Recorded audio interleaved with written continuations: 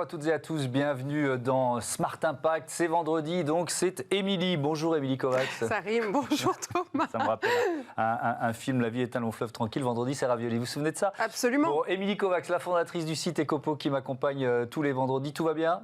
Très bien, ecopo.fr, média de référence sur l'économie responsable. Voilà, au sommaire aujourd'hui, l'invité de Smart Impact, c'est Lucie Pinson, directrice de l'ONG Reclaim Finance. Elle vient d'être récompensée par le prestigieux prix Goldman pour l'environnement. Elle nous racontera comment elle a convaincu les plus grandes banques françaises de ne plus soutenir les mines et centrales à charbon.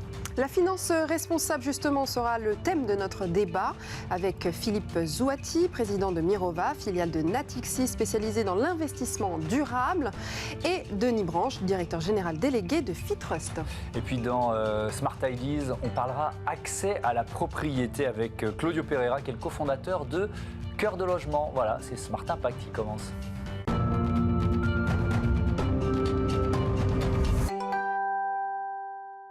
Avec nous, la fondatrice, la directrice de l'ONG Reclaim Finance. Bonjour Lucie Pinson, bienvenue. Vous avez fondé cette ONG en mars 2020. Avec quel objectif ? Un seul objectif, remettre la finance au service du climat. Et il y a énormément de travail, puisque si nous avons obtenu des grandes avancées en France sur le secteur du charbon avec l'adoption par les acteurs bancaires, mais également du secteur de l'assurance ou de la gestion d'actifs, des politiques très impactantes sur le charbon, il nous reste tout à faire sur le pétrole et le gaz, et pour ça on n'a pas du tout de temps. On a une fenêtre d'opportunité pour limiter le réchauffement à 1,5 degré extrêmement courte, et donc dès cette année il va falloir que les banques et les assureurs adoptent des mesures aussi ambitieuses sur les pétroles et gaz que ce qu'ils ont pu faire sur le charbon. Je vais citer un article du Monde du mois de février, du mois de décembre dernier, 2 décembre, pardon, sous la pression de Lucie Pinson, 16 groupes financiers français, dont le Crédit Agricole, AXA, BNP Paribas, Société Générale, se sont engagés à sortir totalement du charbon en excluant dans leur portefeuille les entreprises qui développent de nouveaux projets et en demandant aux autres d'adopter des plans de sortie de cette énergie. Par la suite, 43 banques et assureurs internationaux ont cessé de soutenir la construction de mines et de centrales à charbon. Quand on lit ça, on se dit que c'est presque un exploit. Et vous y êtes parvenu comment? Par le dialogue, pas forcément par la menace et la coercition? Comment ça a fonctionné? Alors d'abord, un exploit, il faut quand même rappeler que ça a été une bataille menée pendant 7 ans. Donc des échecs, on en a essuyé, on n'a pas poussé les acteurs à coups de sourire, il a fallu les convaincre, il a fallu faire pression pour aboutir aux résultats auxquels on est aujourd'hui. Comment on s'y est pris? Il est certain que le coût réputationnel, le risque réputationnel est extrêmement important pour les pousser à agir, puisqu'on a en face de nous des acteurs qui ont une image, une réputation, qui ont des clients et des salariés aujourd'hui et demain qu'il va falloir attirer. Et aujourd'hui, on sait que la majorité de la population française est concernée par ce qui se passe en termes au niveau climatique, est inquiet de la situation. Et qu'il va être très difficile pour des acteurs commerciaux à la fois d'avoir un discours très fort sur le climat, où ils se disent engagés dans la lutte contre le dérèglement climatique, la protection de la biodiversité, etc. Et de l'autre, la réalité de leurs activités et notamment leur financement ou leurs investissements dans l'aggravation de la situation climatique lorsqu'ils financent ou ils investissent des entreprises qui développent des nouveaux projets d'énergie fossile et notamment de charbon. Donc c'est cet écart-là entre les discours et la réalité des pratiques que nous avons mis en avant publiquement pendant 7 ans. Et bien entendu, ce que ça montre aussi, c'est que les premières politiques adoptées par les acteurs financiers en 2015 n'étaient pas suffisantes pour répondre aux enjeux liés au climat et au charbon. Et qu'il a donc fallu aller les rencontrer pour les convaincre d'adopter des mesures très précises pour à la fois prévenir l'expansion de ce secteur-là et pousser les entreprises, vous l'avez dit, à adopter des plans de sortie, puisque nous avons 10 à 20 ans pour fermer des milliers d'infrastructures dans le secteur du charbon. Et donc ça, pour les convaincre, déjà on a dû faire énormément de recherches pour bien connaître notre sujet. Et puis on s'est aussi assis autour de la table avec des personnels de ces institutions pour leur expliquer la légitimité de nos demandes, avec toujours quand même derrière le risque réputationnel. Bonjour Lucie Pinston, c'est vos 3 piliers chez Reclaim Finance. D'abord tout ce qui est recherche sur les pratiques des acteurs financiers, ensuite les recommandations auprès des acteurs privés comme publics et politiques d'ailleurs, et ensuite tout ce qui est organisation de campagnes de dénonciation de pratiques frauduleuses. Donc dans ce 3e cas, du coup, c'est une méthode un peu de name and shame. L'idée c'est quoi? C'est une prise de conscience et de mettre en face ces gens-là face à leurs responsabilités. Vous dites que nous sommes dans une guerre climatique et que la vie de millions de gens est en jeu. Ça, c'est important d'appuyer ça, de leur mettre ces réalités. Comment vous le faites ? Alors, en effet, il faut rappeler quand même, on a en face de nous des institutions qui ont ignoré l'impact de leur activité sur le climat pendant des années. Et que malheureusement aujourd'hui la finance elle continue de fonctionner de manière totalement déshumanisée, de manière totalement dépolitisée. Et donc nous notre enjeu ça va être de redonner du sens et aussi de pousser les acteurs à reprendre conscience de leur impact sur les communautés, sur les territoires, sur l'environnement et sur le climat. Et donc on va non seulement rechercher les mesures qu'il faudrait adopter pour changer la donne, mais également documenter les impacts des acteurs financiers. Et on va présenter ces mesures-là. Et là, des fois, on va avoir quand même des déclics en face, puisqu'il faut bien rappeler qu'on rencontre des hommes et des femmes qui eux-mêmes vont se sentir préoccupés par la situation actuelle. Malheureusement, ça ne va pas suffire, parce qu'il y a des enjeux économiques et financiers qui sont extrêmement importants, lourds, et on a aussi des institutions qui sont extrêmement grosses. C'est des mastodontes, donc c'est des paquebots qui bougent extrêmement lentement. Et donc nous, il va falloir donner un coup d'électrochoc et les pousser à agir beaucoup plus vite que ce qu'ils auraient fait sans notre intervention. Et là, en effet, il va falloir dénoncer, faire du name and shame, exposer, comparer aussi, puisque c'est des acteurs qui sont en concurrence les uns avec les autres. Et ça va être le bâton.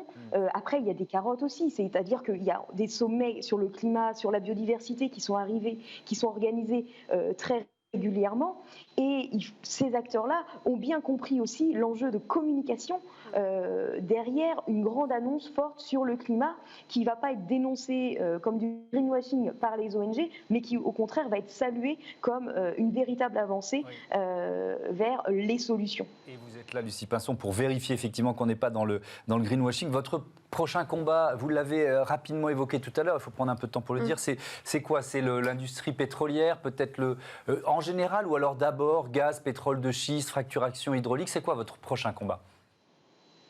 Alors en effet, on est dans un moment assez charnière. On a vu l'année dernière énormément d'acteurs financiers qui se sont engagés à atteindre la neutralité carbone à l'horizon 2050. Et on a ce risque d'avoir que des engagements de très long terme qui ne soient pas complétés de mesures extrêmement de court terme pour permettre des réductions immédiates de gaz à effet de serre. Et donc le secteur du pétrole et du gaz, il va falloir s'y atteler dès maintenant. La science nous dit qu'il faut réduire de 6% la production d'hydrocarbures chaque année jusqu'en 2030. La priorité, si on sait qu'on doit diminuer, c'est bien entendu d'arrêter de développer des nouveaux projets. Et là, les gaz de schiste, vous l'avez dit, les sables bitumineux, mais également les activités en Arctique s'imposent comme une priorité évidente pour l'année 2021, puisque c'est les secteurs les plus risqués et les plus impactants sur le climat, mais également sur les populations, et notamment les populations autochtones. Et là, l'enjeu, ça va être de ne pas mettre 7 ans, comme on l'a fait sur le charbon, mais d'accélérer et de se saisir des leçons qu'on a pu apprendre sur le charbon pour, arrêter tous les nouveaux projets, et ça les acteurs financiers le font déjà dans une certaine mesure, mais surtout aussi conditionner les services financiers aux entreprises qui développent des nouveaux projets en Arctique, dans les gaz de schiste, dans les sables bitumineux, à un arrêt dans le développement de nouveaux projets, puisqu'il va falloir sortir de ces secteurs extrêmement rapidement. Et on pense bien entendu à Total. Ça ne va pas être une mince affaire, puisque Total développe aujourd'hui 4 nouveaux projets en Arctique, des projets inadmissibles, incompatibles avec ses propres engagements d'atteinte de la neutralité carbone à l'horizon 2050. Les acteurs financiers ne doivent plus être aveugles et doivent dire Total, oui, on veut bien vous aider dans la transition, mais il faut arrêter. L'horloge tourne. Un petit mot pour finir sur les donateurs de Reclaim Finance. Qui sont-ils ? Alors, nous sommes financés principalement par des fondations qui sont listées sur notre site internet, des fondations de droit privé. On peut penser à l'European Climate Foundation, donc, qui a pour mandat de financer des ONG, mais pas que, actives dans la lutte contre le dérèglement climatique. On a une petite part de dons qui augmente et tant mieux, parce que ça nous permet d'être véritablement indépendants dans nos choix de campagne et d'être très réactifs, surtout à l'actualité. Et une chose est sûre, c'est que nous n'acceptons pas de donations ou de financement des institutions, des multinationales, puisque nous souhaitons rester indépendants. C'est vrai que notre activité, des fois, est comparée à une activité de conseil, mais conseiller ne veut pas dire approuver le produit final. Et pour être en mesure de juger en toute impartialité les mesures qui sont adoptées, nous refusons tout partenariat avec ces entreprises. Un tout dernier mot, Lucie Pinson, juste après. Alors, vous deviez participer à ce débat, comme dans toutes nos émissions du vendredi. Et puis, bon, c'est pas possible finalement, mais on débat autour de la finance responsable avec Philippe Zouati de Mirova et Denis Branche de Fitrust. Vous les connaissez évidemment. Est-ce que vous avez une question ou un engagement à leur demander là, puisqu'ils vont nous parler dans quelques secondes? Les deux, le sujet qui pourrait les réunir, c'est quand même aussi leur rôle pour faire bouger les grandes multinationales. On a parlé de Total juste avant. L'année dernière, une résolution d'actionnaires a été déposée demandant à Total d'adopter des objectifs de décarbonation de son activité. Cette année, on sait que la situation ne s'est pas améliorée au niveau de Total, et donc il va falloir il faudrait redéposer une résolution climat exigeant de Total d'aligner ses plans d'investissement avec un objectif 1,5 degré. La question qu'on peut leur poser, c'est vont-ils soutenir ce type d'initiative ou plutôt essayer de trouver des moyens pour Total de passer à travers la pression d'actionnaires ambitieux comme la Banque Postale, comme le Crédit Mutuel, comme Mescart, qui l'année dernière ont fait preuve d'une véritable ambition. C'est vrai que Mirova, enfin, est une filiale engagée dans la finance durable du groupe BPCE, du groupe de Natixis, et Natixis est un des premiers actionnaires de Total, et donc que peut faire Mirova pour influencer aussi le groupe auquel il appartient de demander des comptes sur le climat aux premiers pollueurs français. On va poser la question tout de suite à Philippe Zouati. Merci beaucoup, merci Lucie Pinson, bravo pour ce prix Goldman pour l'environnement qui vous a été remis le 30 novembre dernier. Tout de suite donc notre débat Finance responsable.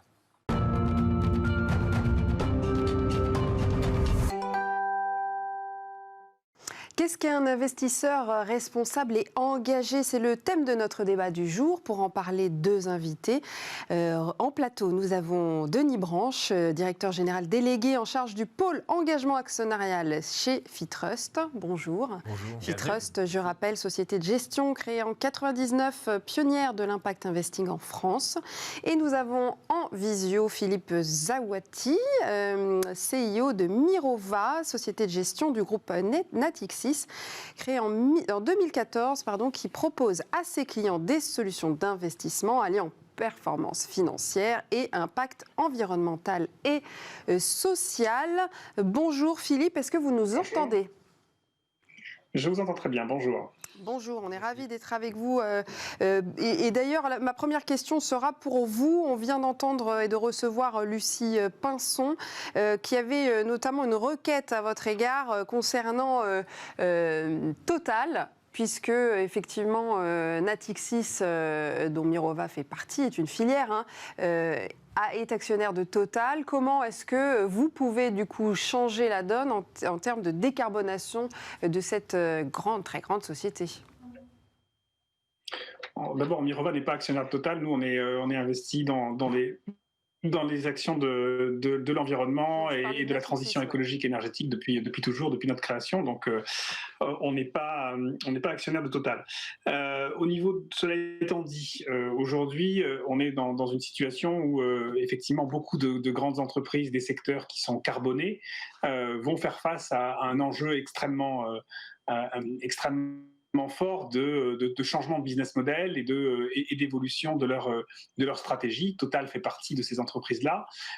Et donc, je pense qu'il va y avoir un rôle assez important de la part des investisseurs pour avoir une action d'engagement vis-à-vis de ces grandes entreprises pour les faire accélérer leur transformation.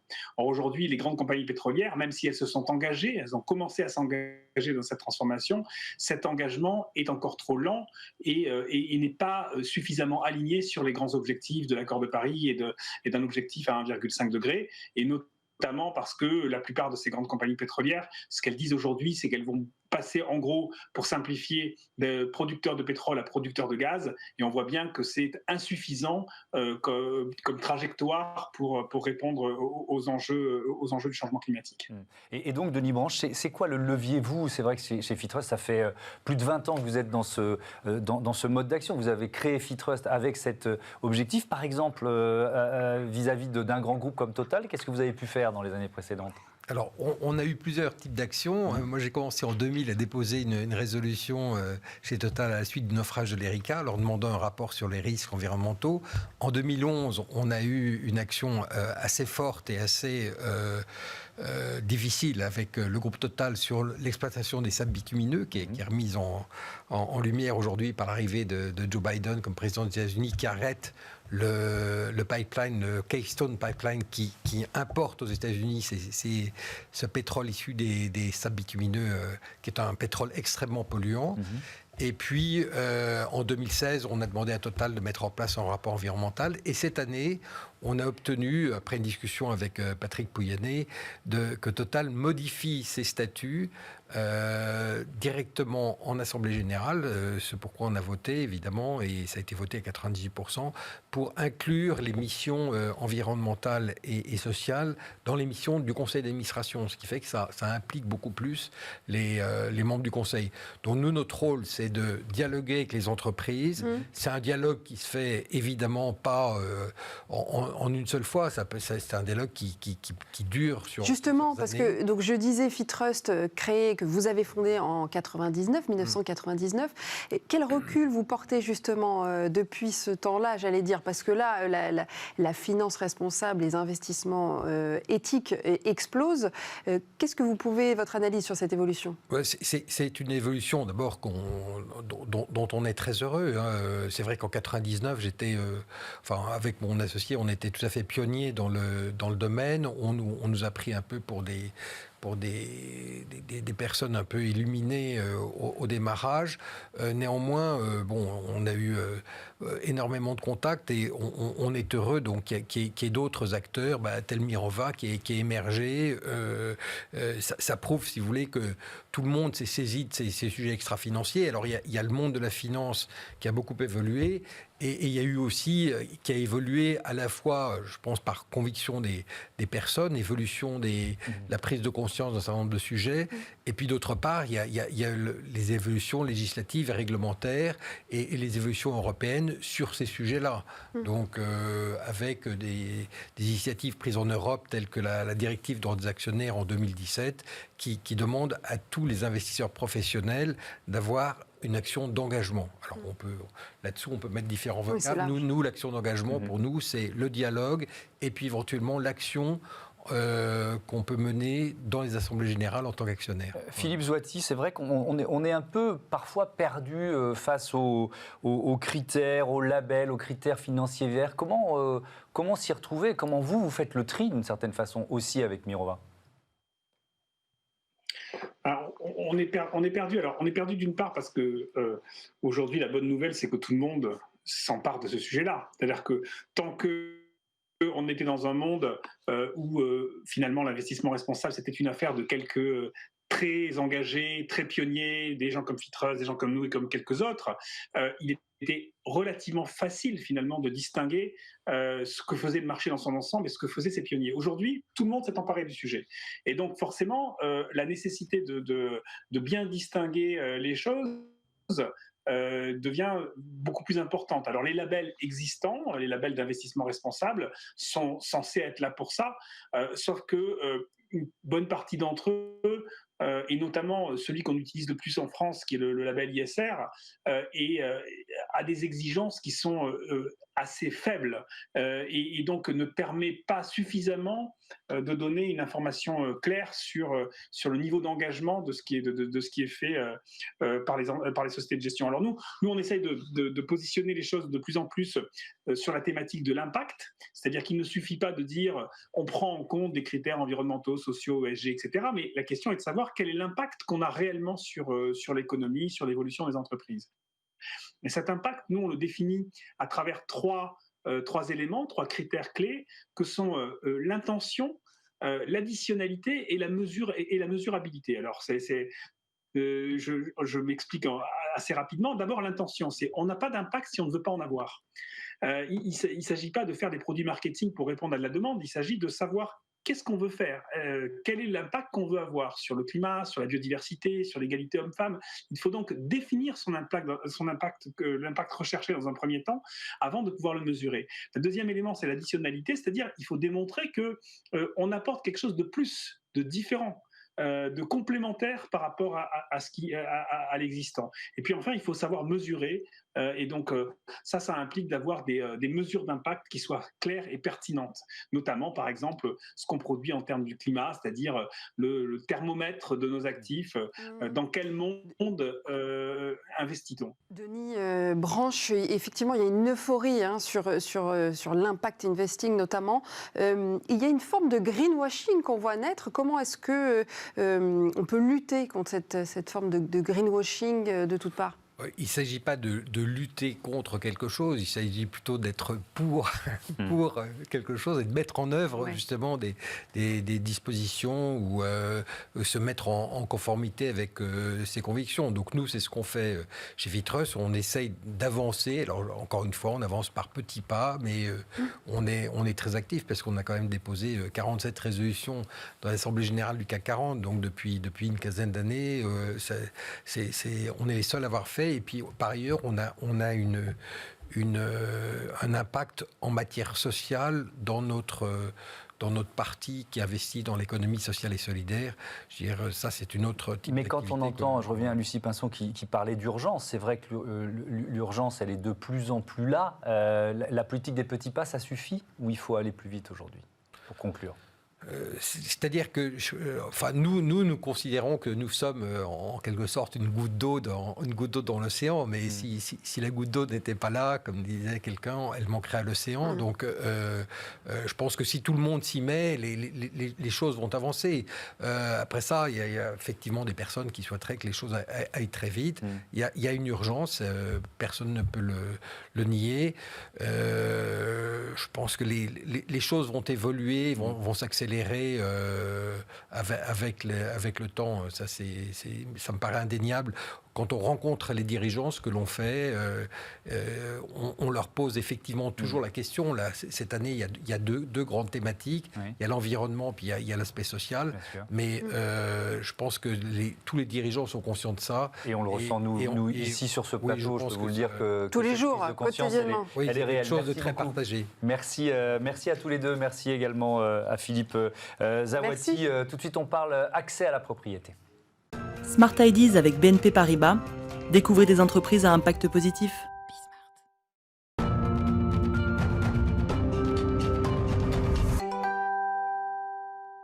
Smart Ideas, une start-up à l'honneur. Bonjour Claudio Pereira, bienvenue. Bonjour. Bonjour. Vous êtes le cofondateur avec Marie-Emmanuelle Touzeau de Cœur de Logement. C'est un accélérateur d'accès à la propriété. Ça veut dire quoi? Comment ça fonctionne? Alors aujourd'hui, on va effectivement donc accompagner les locataires vers l'accès à la propriété dans un but en fait qu'ils puissent en fait constituer leur projet, leur éligibilité auprès d'une banque. Et du coup, on s'est rendu compte en fait qu'aujourd'hui sur le marché du financement, il était très difficile de constituer un dossier et qu'on avait beaucoup de refus. Il faut savoir que 33% des dossiers sont refusés suite à un mauvais montage. Donc notre accompagnement permet en fait de maximiser la réussite des locataires. Donc vous ciblez qui exactement? Alors les locataires qui sont issus du parc social et en même temps privés. Et donc, ce sont des gens qui ont été retoqués souvent par les banques, c'est ça? Alors, pas forcément. C'est des locataires qui savent pas comment faire et par où commencer, qui ont besoin, en fait, de changer de logement parce que le logement social, finalement, ne correspond plus à leurs besoins. Il faut savoir que le parc social, à la base, c'est un tremplin vers l'accès à un logement autre que le parc social. Et notre mission, en fait, ça va vraiment d'être de faire un état des lieux de ce qu'ils souhaiteraient avoir en termes de logement, donc maison ou d'appartement. Et en fait, on va en fait c'est budgétiser selon leurs ressources, tout simplement via une simulation, un projet qui serait le plus approprié à leur enveloppe financière. Et leur Cœur de Logement a du cœur, mais ce n'est pas une association, c'est bien une start-up. Alors c'est une start-up. Donc quel est votre business model du coup? Alors notre business model, c'est que le locataire aujourd'hui va avoir un accompagnement gratuit. Et en fait, c'est à travers des partenaires avec lesquels on ramène les locataires vers un agent immobilier, vers un promoteur, vers un constructeur de maisons individuelles, même vers un particulier, où le but, ça va vraiment être de toucher une commission qui sera pour le coup pas très élevée en vue du travail et de développement qu'on recherche nous à faire. Il y a quelques chiffres que j'ai trouvés sur votre site. 3 millions de logements sociaux en Ile-de-France, 700 000 nouveaux demandeurs par an, 70 000 demandes acceptées. Ça donne une idée du taux de rotation dans les logements sociaux qui est très faible. C'est aussi un de vos objectifs parce que le point de départ des logements sociaux, c'était quand même un logement de passage au départ. Et ça ne l'est plus vraiment. Non. Donc effectivement, aujourd'hui, il y a plus de 2 millions de demandeurs qui souhaiteraient accéder à un logement. Et en fait, ils attendent entre 5 et 10 ans pour pouvoir l'intégrer. Et de l'autre côté, on a 2 millions de locataires qui sont dans le parc social, qui aimeraient en fait devenir propriétaires. Mais du coup, ils n'ont pas en fait connaissance de la passerelle qui pourrait les accompagner. Donc nous, on intervient au sein des bailleurs, au sein des bâtiments. À travers les réseaux sociaux, on arrive en fait à aller chercher les locataires. Et du coup, aujourd'hui, on est à plus de 1300 locataires qui sont accompagnés depuis notre création et 150 projets qui ont été concrétisés. Donc on accompagne sur le temps aussi. Le but, c'est de pouvoir aussi que le locataire ne puisse pas se retrouver avec un taux d'endettement trop important. Et en fait, on va l'accompagner aussi sur l'apport, puisque en moyenne, les locataires qui sont issus du parc social, on est aujourd'hui à 47% des locataires qui sont accompagnés et on a en moyenne 10 000 euros à peu près d'apport pour les familles monoparentales et on a à peu près 11 000 euros d'apport pour les personnes qui vivent en couple. Et donc vous les aidez à trouver un apport plus important très vite? Oui. Voilà. C'est une bonne réponse. Ça ne peut pas être plus rapide. Bravo, vous êtes adapté à notre timing. Merci beaucoup, Claudio Pereira. Bon vent à Cœur de Logement, donc créé en 2019. Voilà, c'est la fin de cette émission. Émilie, on se donne rendez-vous vendredi prochain.